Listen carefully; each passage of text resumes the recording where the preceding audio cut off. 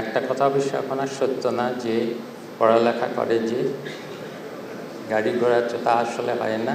গাড়ি ঘোড়া অন্যভাবেও অনেকে চড়তে পারেন।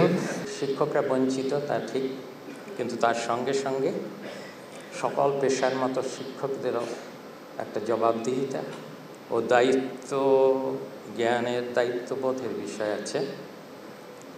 জবাবদিহিতা হলো একটা প্রশাসনিক বিষয়, নজরদারির বিষয়।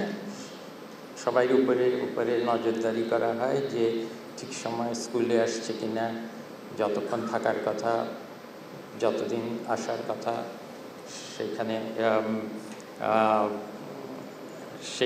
সেই দায়িত্বগুলো পালন করছেন, জবাবদিহিতার যে প্রশাসনিক ব্যবস্থা।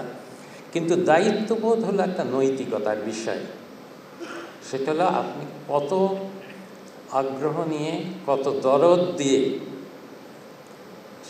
ছাত্রদের সাথে সংযোগ স্থাপন করে তাদের শিক্ষাদান করছেন।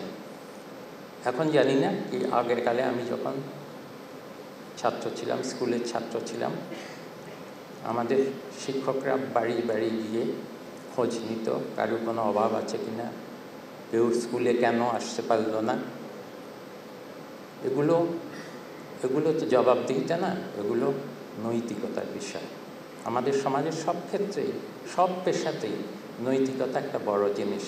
আপনারা শিক্ষকরা যখন ছাত্রদেরকে শিশুকাল থেকে, ছোটোবেলা থেকে পড়াবেন, তখন আমাদের শিক্ষাক্রমে কত দূর আছে আমি জানি না, কিন্তু নৈতিকতাটা শিক্ষাদান একটা বড় জিনিস। 10-12টা নৈতিকতার বিষয় তো আগে আমরা মুখস্থ করে জানতাম, সদা সত্য কথা বলো, এ ধরনের অনেকগুলো, মাতা পিতার সম্মান করো। একটা কথা অবশ্য এখন আর সত্য না যে পড়ালেখা করে যে গাড়ি ঘোড়া তা আসলে হয় না। গাড়ি ঘোড়া অন্যভাবেও অনেকে চড়তে পারেন। সেটাও সামাজিক একটা অর্থনৈতিক অবক্ষয়, আমাদের দেশ অর্থনৈতিক ব্যবস্থার অবক্ষয়। আমাদের বড় সমস্যা সরকারের রাজস্ব আয় আন্তর্জাতিক মানদণ্ডে নিম্নতম পর্যায়ে, যে কারণে শিক্ষা, স্বাস্থ্য, সামাজিক সুরক্ষার খাতের সরকারি ব্যয় অতি কম। তারপরেও আমি মনে করি যে সরকারি ব্যয়ের অপচয় ও দুর্নীতি কমানো গেলে এসব খাতের ব্যয় বাড়ানো সম্ভব। সেই চেষ্টা একদিনে হবে না, কিন্তু আমরা হয়তো শুরু করছি। ভৌত অবকাঠামোতে বড় বড় নির্মাণ যেটা দৃশ্যমান, অনেক ক্ষেত্রে তার প্রয়োজনও আছে, কিন্তু মনে রাখতে হবে যে উন্নত মানব সম্পদ ছাড়া আজ পর্যন্ত কোনো দেশ উন্নত দেশের পর্যায়ে যেতে পারেনি।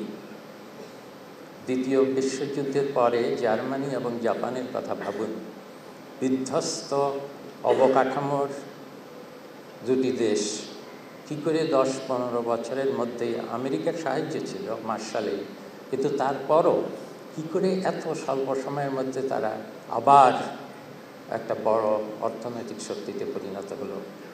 একটা কারণ, মানব সম্পদ ছিল তার কিছু মানব সম্পদ আমেরিকাতে চলে গেছে, সেজন্য আমেরিকাও লাভবান হয়েছে জার্মানির সাথে সাথে।